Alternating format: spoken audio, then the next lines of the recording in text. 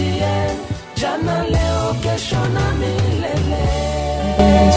et bienvenue dans cette nouvelle édition du journal hebdomadaire de KJN Radio qui vous est présenté par Bénith Kadjiwami. Voici le sommaire. L'UNPC Sud Kivu appelle les journalistes au respect de l'éthique et de la déontologie face aux délits de presse. La NDC de Bagira alerte sur la persistance de l'insécurité. KJN-ASBL a préparé une formation sur l'intégration du genre dans la sensibilité au conflit à Bukavu. À Bukavu, le MNSVS renforce le plaidoyer contre les violences sexuelles en contexte de paix fragile. Plus de détails dans cette édition du journal. Dans le but de renforcer le professionnalisme des médias et de promouvoir un journalisme responsable, la centrale de monitoring des médias, en collaboration avec l'Union nationale de la presse du Congo, section du Sud Kivu, a organisé un échange avec les professionnels des médias ce mercredi 28 janvier 2026. Cette activité s'est tenue à l'auditorium de la femme, situé à la Botte dans la ville de Bukavu. Cet échange était consacré à la présentation et à la discussion des données issues du monitoring des médias au Sud Kivu, réalisé au cours du mois de janvier 2026. Les discussions ont porté principalement sur les délits de presse et leurs implications juridiques dans un contexte marqué par les enjeux de la liberté d'expression et de la responsabilité professionnelle des journalistes.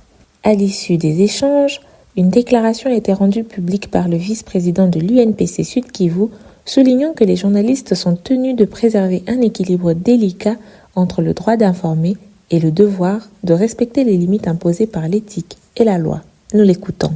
Vu que les journalistes du Sud Kivu se doivent de privilégier l'équilibre délicat entre le droit d'informer et le devoir de respecter certaines limites éthiques, les journalistes s'engagent à veiller à l'observance de la déontologie envers le public, la responsabilité sociale et l'éthique, à un contrat moral avec ses lecteurs, auditeurs et internautes, à rapporter les faits impliquant exactitude, objectivité, honnêteté, le droit de rectification, veiller au respect de la vie privée, ne pas exposer l'intimité des individus sans un intérêt public majeur, la dignité humaine à la protection des ressources, des informations confidentielles, éviter la diffamation, l'incitation à la haine et la présomption d'innocence.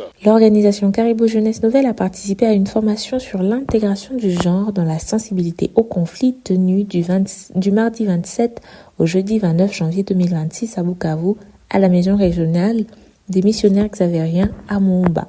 Cet atelier de formation a été organisé par Alerte International à travers son projet Conflict Sensitivity Hub. Il avait pour objectif de renforcer les capacités des organisations actives en peace building sur les questions de genre dans la sensibilité au conflit. Durant ces 3 jours, 2 experts venus de Goma ont accompagné les assises en insistant sur des thématiques en rapport avec la sensibilité au conflit, l'intégration du genre dans les questions de conflit, l'impact des conflits sur les projets et vice-versa, ainsi que l'analyse du conflit. Ces thématiques ont constitué une opportunité pour les organisations fonctionnelles sur le plan organisationnel et en capacité d'intégrer les acquis dans leurs pratiques quotidiennes. L'insécurité demeure une préoccupation majeure à Bukavu, où la commune de Bagira reste la plus touchée avec de nouveaux cas enregistrés presque chaque jour. N'est-ce pas Marie-Thérèse Riziki? Dans une interview nous accordée ce jeudi 29 janvier 2026, Chamikolo Kitombi Libertin, président intérimaire de la NDC, noyau communal de Bagira, a fait savoir que les actes de vol sévissent depuis un moment dans les quartiers et avenues de cette commune. Il a expliqué que le cas le plus récurrent est celui de l'école primaire La Gloire Kacha, qui a été victime de vols de biens précieux, notamment des livres, des chaises ainsi que des documents importants des élèves. Il a également cité le quartier Mulambula, où l'on enregistre presque chaque jour des cas de vol de poules, d'habits et d'objets de valeur, aussi bien pendant la journée que durant la nuit. Il explique. Nous dénonçons avec vigueur les actes de vol qui sévissent dans les avenues et quartiers de Bagira. Nous appelons les habitants de Bagira à la vigilance et à la responsabilité. Si vous êtes témoin de quelque chose de suspect, n'hésitez pas à le signaler aux autorités. Nous demandons également au cadre de base de prendre des mesures pour sensibiliser la population à la protection de nos biens et à la sécurité de notre entité. Il s'est de rappeler que si la sécurité est l'affaire de tous, la protection des citoyens demeure une obligation régalienne de l'État. Merci Marie-Thérèse Riziki. Dans le but de lutter contre l'expansion des violences sexuelles dans un contexte marqué par une paix précaire, le Mouvement national des survivantes des violences sexuelles, MNSVS, a organisé ce mercredi 28 janvier 2026 à Bukavu une journée d'atelier de plaidoyer axée sur l'écoute, l'analyse et l'action collective.